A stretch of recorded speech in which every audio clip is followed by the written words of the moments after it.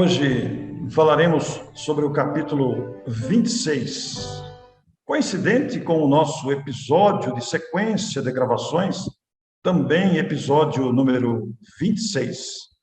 Como sabem os amigos, estamos estudando e comentando, dialogando, embora compactamente, capítulos do livro Os Mensageiros.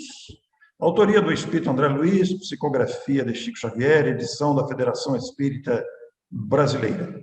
E este capítulo 26, episódio 26, tem um título também sugestivo, nos instiga a curiosidade, também nos instiga a saber, porque, afinal de contas, o título é Ouvindo Servidores, indicando, naturalmente, que a descrição, a narrativa de André Luiz vai nos trazer a experiência de alguém que já trabalha.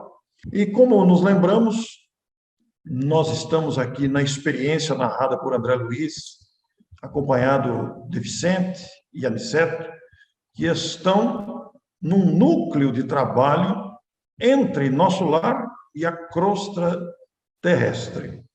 Portanto, estão ali numa tarefa de aprendizado e, ao mesmo tempo, servindo na junção de duas experiências muito positivas.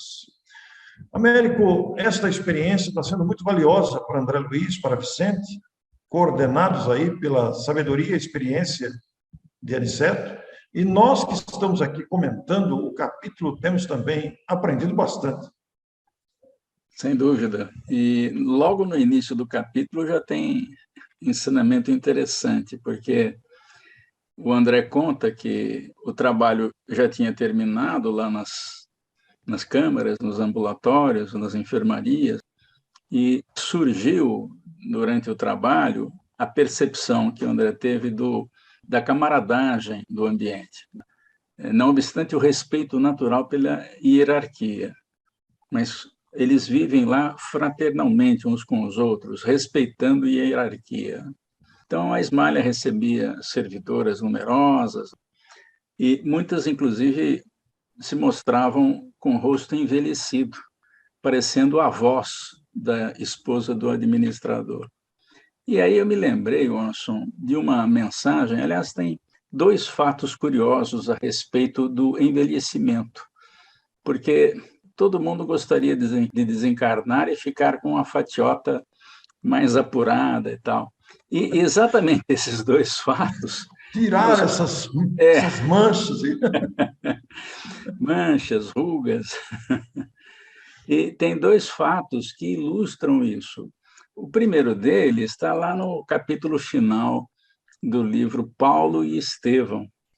Paulo desencarna com 60 e poucos anos, se não me engano, e muito abatido, cheio de marcas e cicatrizes, de pauladas e pedradas que tomou durante toda a vida, mas nunca quebrou um osso. Aliás, Emmanuel faz uma observação desse tipo, porque na época não havia recursos para resolver o problema da quebra de osso. Normalmente o osso quebrava, dificilmente ele ficava no lugar, e a pessoa passava a ter uma deficiência qualquer para andar ou para se locomover, ou até mesmo mexer os braços, né?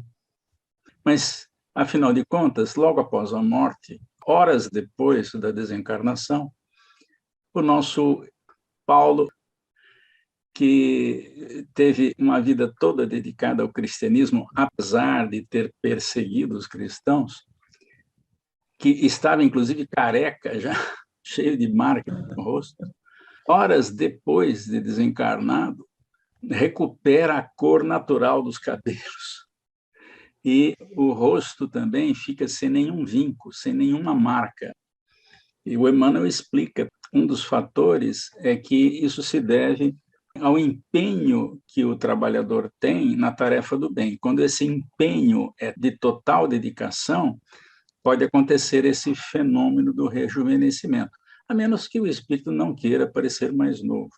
E há um outro episódio também, nós podemos colocar a capa do livro, eu me lembrei, que está no Contos desta e de Outra Vida, e que conta a história de Dona Leocádia. Ela apareceu na vida espiritual, foi recebida por uma equipe de espíritos Esse livro é de Humberto de Campos, e Humberto narra, usa de figuras de linguagem, anjos que recebem esses tarefeiros, né? Tem uma balança lá para pesar os espíritos, né? Mas todos são recebidos lá na vida espiritual. E muitos abatidos pela idade, os cabelos prateados, muitas rugas. E, de repente, aparece lá uma senhora que devia ter os seus 80 anos, muito enrugadinha, né? E quando o recepcionista foi lendo as horas de serviço do bem dela, ela foi remoçando. E quando terminou a leitura, ela tinha a aparência de uma jovem de 20 anos. Que maravilha! Então, o segredo da juventude, aliás, esse é o título da mensagem, né? O segredo da juventude, está lá no livro Contos desta e de Outra Vida. Por quê? Porque as horas de dedicação ao semelhante, ao outro, foram enormes a vida toda. Ela se preocupou muito pouco com ela mesma, Dona Leocádia. Então, no final da mensagem, há uma referência que quem dá o seu próprio tempo a benefício dos outros não conta tempo na própria idade, no sentido de envelhecer na vida espiritual. Então, temos aí uma dica, ou duas dicas, para tentar nos remoçar quando chegarmos à vida espiritual. Ou não, pode ser que a gente não queira se Américo, remoçar. você trazendo essas duas lembranças aí, uma citada por Humberto de Campos e outra no último capítulo do livro Paulo Estevam, você está criando um segredo de rejuvenescimento aí. É a fonte da eterna juventude, né? É fazer o bem, né? É Fazer o bem, porque aí os espíritos podem adotar a aparência que eles quiserem, né? Não tem problema nenhum com a aparência. Agora, quem não faz, não tem. É uma lei natural de Lei da mérito natural. e demérito, de esforço, causa e efeito. Para nós que estejamos preocupados aqui com a aparência no mundo espiritual, quando o corpo estiver muito depauperado, então vamos fazer o bem desde já para termos a possibilidade de, na recepção de entrada do mundo espiritual, conforme forem lendo a nossa ficha, a gente vai remoçando. Rapaz, que coisa! Numa linguagem figurada aqui, né, a gente liga os exemplos aqui. E, naturalmente, que toda pessoa se sente bem num ambiente amigo, toda pessoa se sente bem, sentindo-se com aparência juvenil, por dentro e por fora, né? E é o que está acontecendo com o André aqui dentro deste ambiente que ele está no posto de socorro dirigido por Alfredo Ismalha, porque ele vai destacar aqui no começo do capítulo que aquele clima de concórdia entre os trabalhadores, entre o casal que dirigia o posto ali, os visitantes e os servidores ali reunidos, lhe fazia enorme bem, porque tudo ali respirava ordem, compreensão, bondade, harmonia. Eu fiquei pensando, Américo, que esses sentimentos aí é o que nós gostamos de sentir: compreensão, bondade, ordem, respeito. Isso realmente faz bem. E ele destaca aí a atitude paterna de Alfredo, o administrador daquele posto, expressa numa alegria, numa energia muito grande e, naturalmente, uma organização que atraía o próprio André com muita força. Mas ele pediu permissão ao Aniceto, seu orientador, para ouvir os esclarecimentos prestados por aquele numeroso número de cooperadores daquele posto de serviço. Aqueles servidores abnegados que atendiam aqueles que dormem, aqueles outros que ali estavam, que eram recepcionados, atendidos. E aí vai surgir a história de Alonso, Américo. Você tem até uma ilustração aí para mostrar o nosso Alonso na visão do desenhista. Já era noite, por isso a cena está um pouco escurecida, né? Vários servidores se aproximaram, mas o André quis aproveitar para saber o que estava acontecendo, o que eles iam conversar, coisa de quem nunca viu um trabalho desses e quer aproveitar as lições o tempo todo. E, de fato, o Alonso se apresentou e perguntou se o Alfredo tinha recebido notícias. O Alonso estava preocupado com a viúva na terra. Ele tinha deixado a mulher, os filhinhos, né? Então, o Alfredo deu notícias a ele. Olha, a sua viúva está bem, está acabrunhada, naturalmente, com a sua partida. Os filhinhos gozam de saúde, né? Mas permanecem também ansiosos pelo motivo da sua ausência.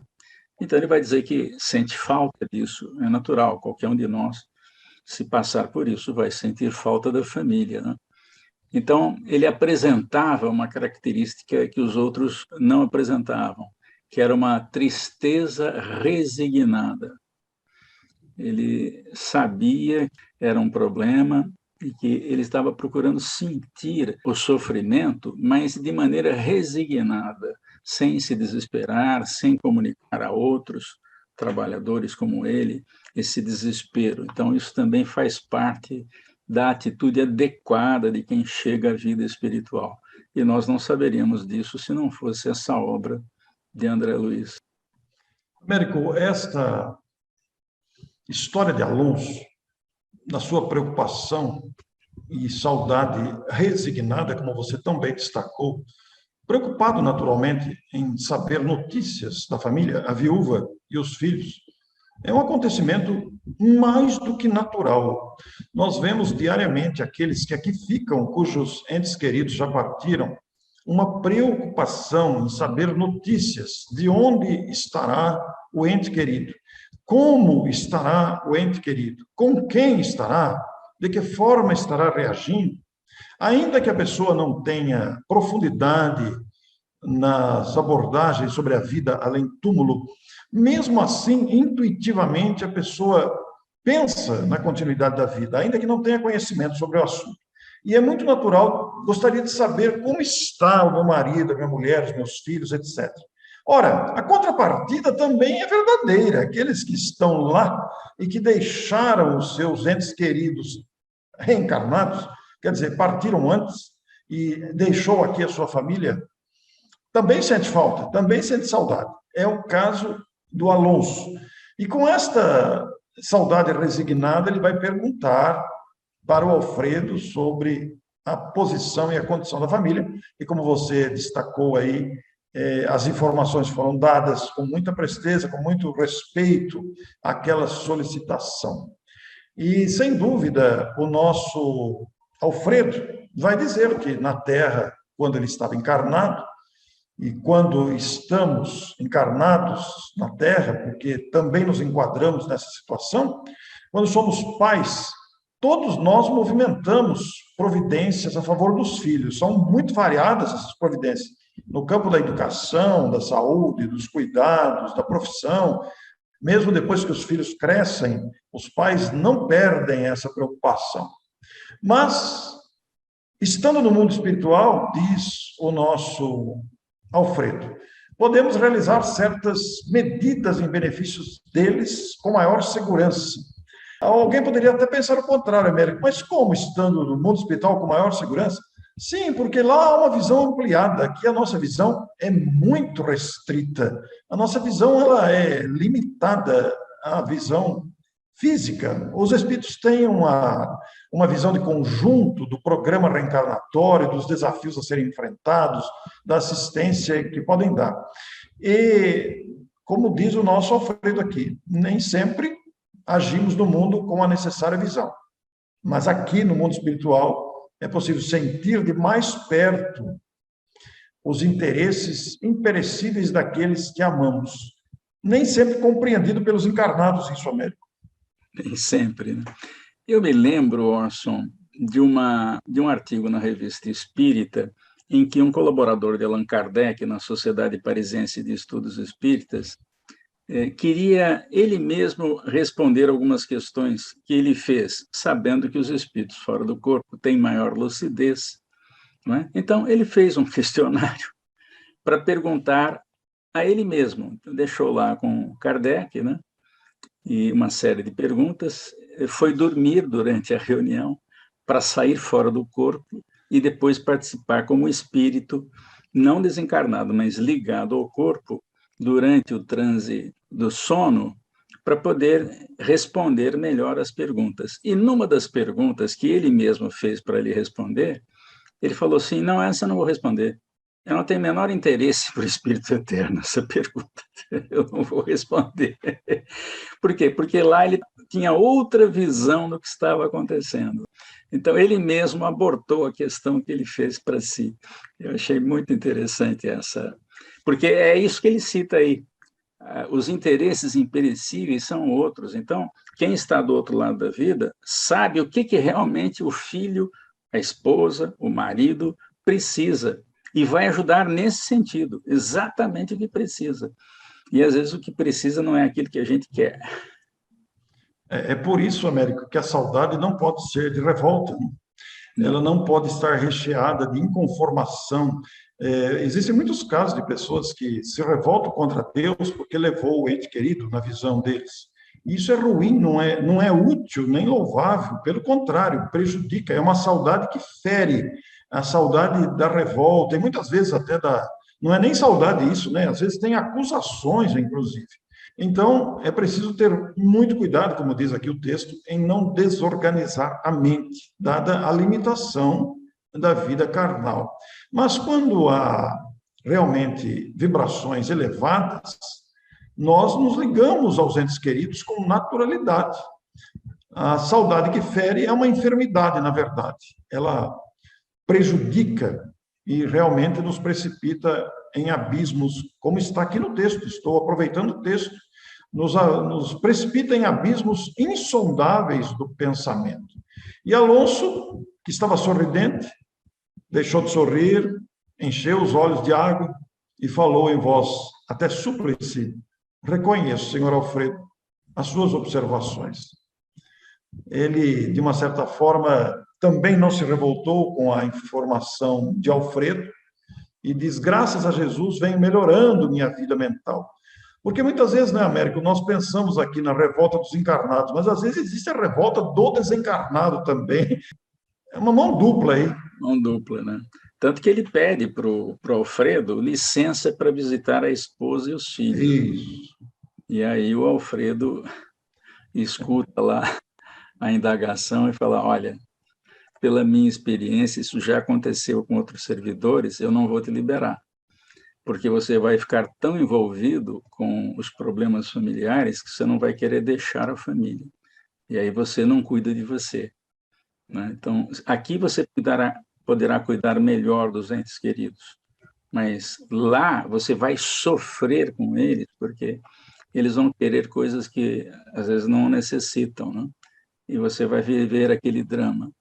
Então, ele cita o caso de um servidor que foi para lá e não conseguiu voltar. Ficou tão envolvido com as necessidades da família, aquelas necessidades primeiras da família, que não pôde nem dar atenção a essas necessidades que o Alfredo diz que são do Espírito Eterno. O Alfredo ele não respondeu negativamente, mas apresentou toda essa argumentação. Até porque na solicitação resignada, digamos, como é a posição de Alonso, que ele fez relacionou vários itens, né? De que a família estava dolorosamente sem ele, que ele precisaria realmente estar lá para ajudar. Mas você frisou bem, porque estando um espírito junto à família e sem fortalecimento moral, ele vai se sentir absolutamente impotente para ajudar, porque está sem corpo físico. Mesmo que ele fale, a família não vai ouvir. Mesmo que ele grite, a família não vai ouvir. Mesmo que ele queira movimentar as coisas, não vai conseguir, vai ser pior realmente. A experiência citada de outros servidores que não conseguiram voltar para o posto e ali permaneceram na família, aumentaram esse nível de perturbação. Então, a recomendação de Alfredo, ela é uma recomendação prudente, no mínimo prudente. No mínimo. Ele queria rogar calma, coragem para os familiares, né? Porque está preocupado, o que vai acontecer, né? O que pode acontecer com eles. Mas é que todos os filhos de Deus têm essa preocupação, nós somos observados continuamente por espíritos que são responsáveis pelo acompanhamento familiar.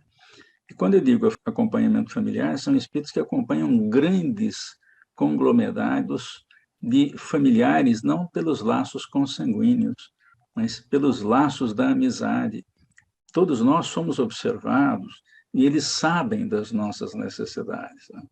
E esses espíritos sabem exatamente o que fazer para nos ajudar. Ao passo que o Alonso é recém-chegado à vida espiritual, está começando a educar o pensamento lá, fazendo os seus primeiros trabalhos. Então, um espírito nessas condições não faria um bom trabalho se viesse à crosta para ajudar a família. Até porque, para ajudar de maneira invisível, os recursos são outros, né? Como você disse, ninguém vai ouvi-lo, mesmo que ele berre, e não vão senti-lo, muito provavelmente, salvo exceções, né? Então, ajudar os que estão encarnados implica num treinamento especializado, em conhecer as necessidades reais do Espírito Eterno, porque senão eles vão atender às necessidades primeiras, imediatas, que atendem só a essa encarnação e podem complicar a vida dos próprios familiares. Olha como isso é digno de se fazer menção, né? Isso é muito profundo que está aqui. Eu, enquanto você comentava, e mesmo aqui durante a passagem das linhas aqui, eu fiquei a pensar que isto é de muita utilidade para nós que estamos aqui, cujos entes queridos foram. A via de mão dupla, ela vale de novo, ela está presente todas as vezes aí, né?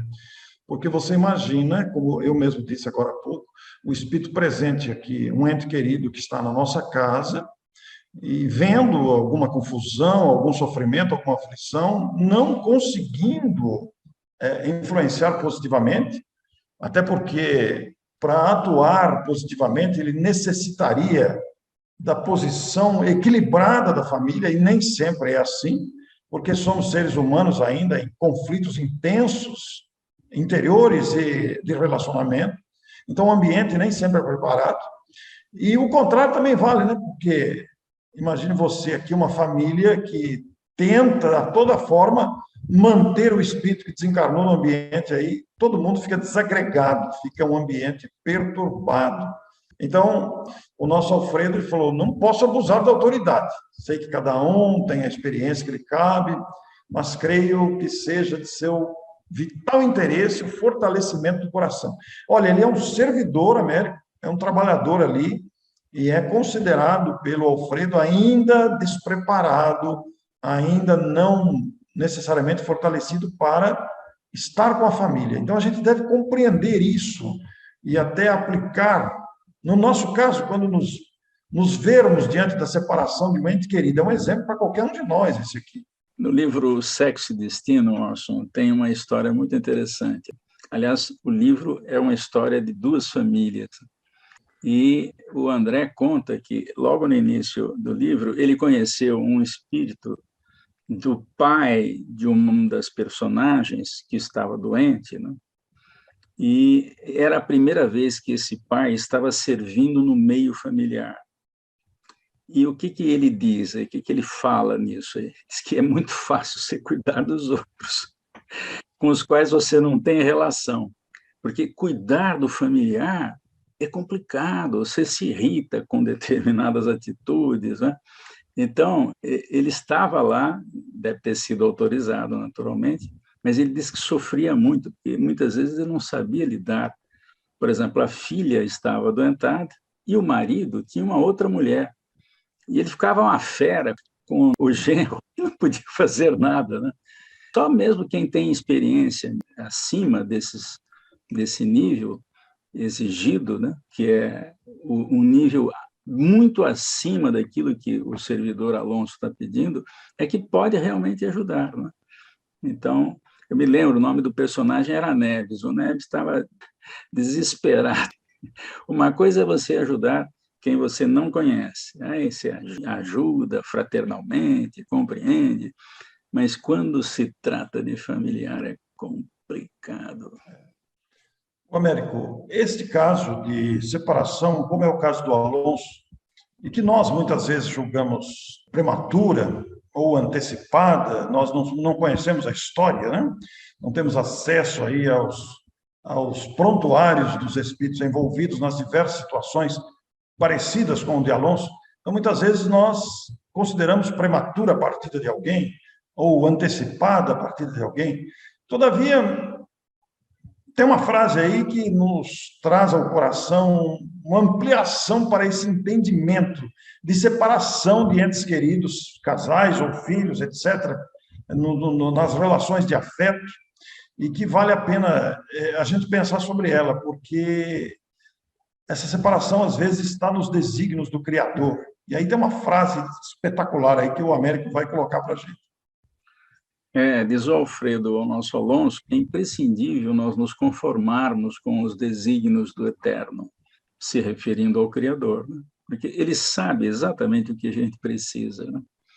E corrobora mais uma frase logo abaixo, e como é mais individual, não colocamos na ilustração. Você, se referindo ao Alonso, e sua mulher, não ficariam separados se não precisassem de experiências novas. Então, o Criador sabe o que a gente precisa e ele faz o seu melhor para nós, ainda que a gente não entenda o que está acontecendo. E logo em seguida há uma outra frase, Orson, que você poderia comentar para a gente.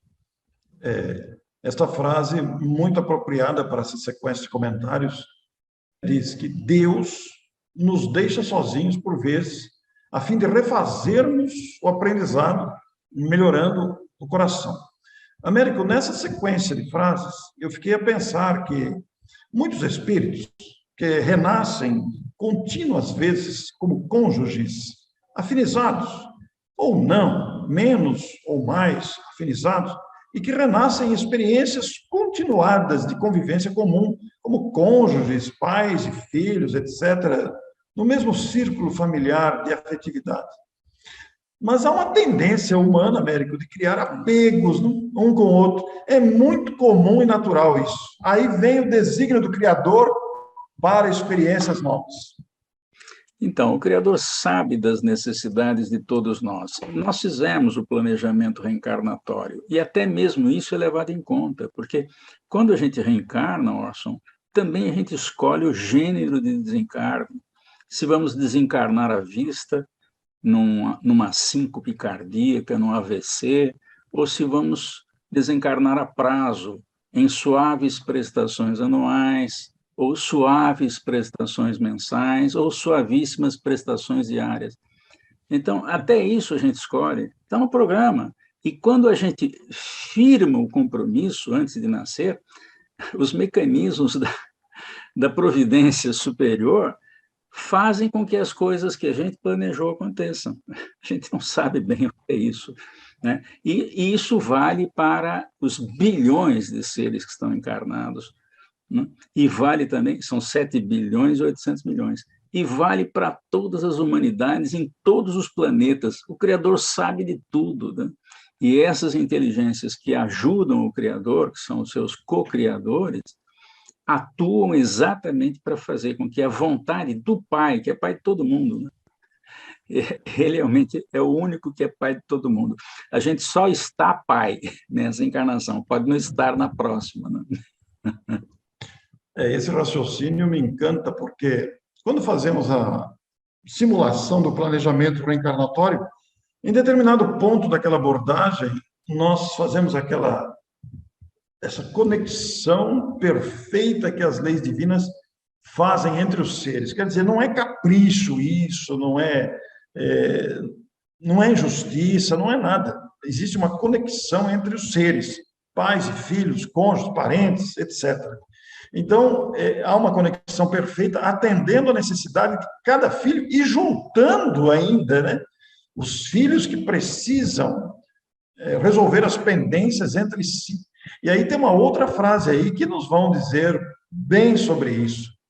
Os filhos pertencem a Deus, como você disse, nós estamos pais, né? Que cada um deles precisa definir responsabilidades e cogitar da própria realização. É muito sério isso, Américo.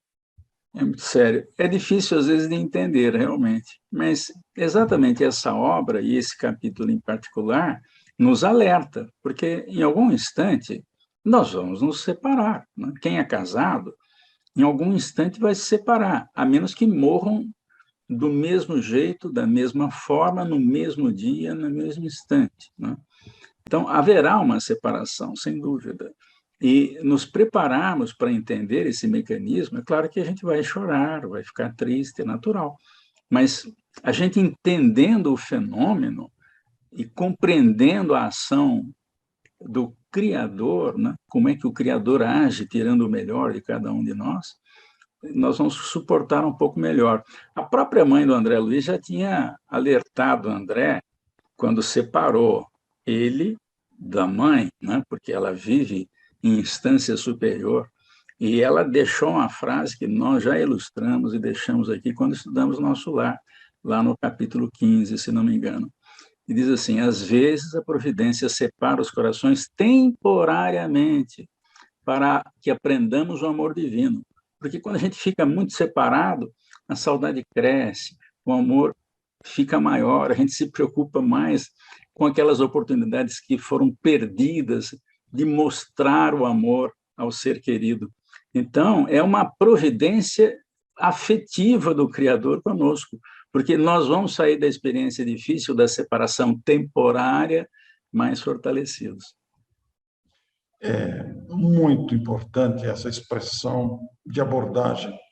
O nosso Alfredo vai dizer, inclusive, para o Alonso, que ele não vê preparado para tudo ver no antigo lar, onde os filhos estão desalentados, chorosos com a ausência do pai. Isso pode desequilibrar o Alonso e o fará sofrer, na expressão usada aqui pelo Alfredo, desastrosamente.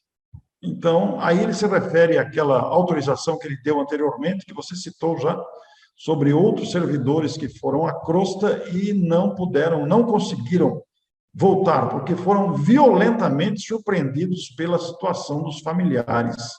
Então, essa providência de separação, inclusive fluídica, que se dá com a desencarnação, ela tem também um fator didático de grande expressão e é para o nosso bem, embora a gente possa sofrer com a separação dos entes queridos, ela educa, ela é didática, educativa, nos ajudam a adquirir a experiência. Diariamente está acontecendo isso, Américo. É muito comum a gente receber reclamos e lamentações de pessoas cujos entes queridos partiram. E a gente procura, na medida do possível, embora seja uma dor real, que devemos respeitar. A morte não deixa de ser um episódio dolorido no coração das criaturas, mas nós temos, com esse conhecimento, o dever de abordar essas questões com respeito, com cuidado, porque estamos todos ainda construindo a segurança emocional que teremos quando formos espíritos maduros. Estamos só gatinhando na escala evolutiva. Para participar de planeta de expiação e provas é porque nós ainda gatinhamos. Né? É por isso, Américo, que tem uma frase aí que nos faz meditar profundamente na questão. O nosso Alonso está querendo visitar a família, está com saudade da família. O Alfredo diz que ele não está preparado, pode sofrer desastrosamente com a situação dos familiares que sentem a sua falta. Então, ele vai dizer: os voos de grande altura pedem asas fortes. É uma figura de linguagem, é uma comparação, mas é verdade, Américo, nem sempre estamos preparados para encontros desse tipo. Essas aves que voam a grande altura, elas têm asas poderosas para exercitar esse voo. É uma metáfora para mostrar que os espíritos precisam se autotreinar, e esse é o propósito da reencarnação, nos aprimorando cada dia um pouquinho, pelo menos, às vezes de maneira imperceptível, mas que nos ajudam lá na frente a fazer esses voos que foi citado na frase do Alfredo: voos de grande altura só com asas fortes. E olha que nós temos aí alguns espíritos bem preparados, né? Ismália, Alfredo, Aniceto, André e Vicente ainda surpreendidos com o que estão vendo, inclusive vendo a experiência de outros servidores. E diante de argumentações tão bem estruturadas, Américo, o Alonso desiste do pedido. O senhor tem razão. Eu desisti, Américo, não tinha como ceder a argumentos tão bem fundamentados. O administrador abraçou e murmurou: Deus ilumine o seu entendimento. E aí, Américo, vem a admiração de André. Gostaria que você concluísse aí. Ele admirou porque outros colaboradores também se aproximaram do Alfredo e também querendo esclarecimentos e pareceres do Alfredo, né? E o Alfredo sempre como um administrador amigo, ele não deixa a característica de administrar, mas ele é amigo de todos, ele conhece todos, conhece suas necessidades, conhece suas dificuldades, respondia com voz firme, mas também afetuosa, e no fim do capítulo, um acréscimo, né? Demonstrando interesse de irmão. Isso é bonito, né? Bonito ver essa adesão emocional e psicológica com um toque de fraternidade no relacionamento entre ambos aí. Um espírito trabalhador, resignado, facilitando a própria felicidade sob a orientação de outro que demonstra interesse de irmão com carinho. Muito bom, Américo, muito bom. Agora, nós vimos aqui hoje um servidor resignado, cedendo às argumentações sólidas do administrador desse posto de serviço. E a semana que vem, o capítulo tem um título um tanto forte, Américo. Capítulo 27, o caluniador. Meu Deus! Será que vem por aí? Américo, a calúnia ainda faz parte do mundo que vivemos, hein? Faz parte, né? Ainda tem muita encrenca pela frente. Tem muita encrenca advinda da calúnia. A calúnia é realmente uma mazela moral de grande profundidade, com grandes prejuízos, né? Vamos estudar o capítulo na próxima semana, então, o capítulo 27. Aguardamos você com muita alegria e sempre com a nossa gratidão pela sua participação. Até a próxima semana, então. Muito obrigado. Até lá. Até lá.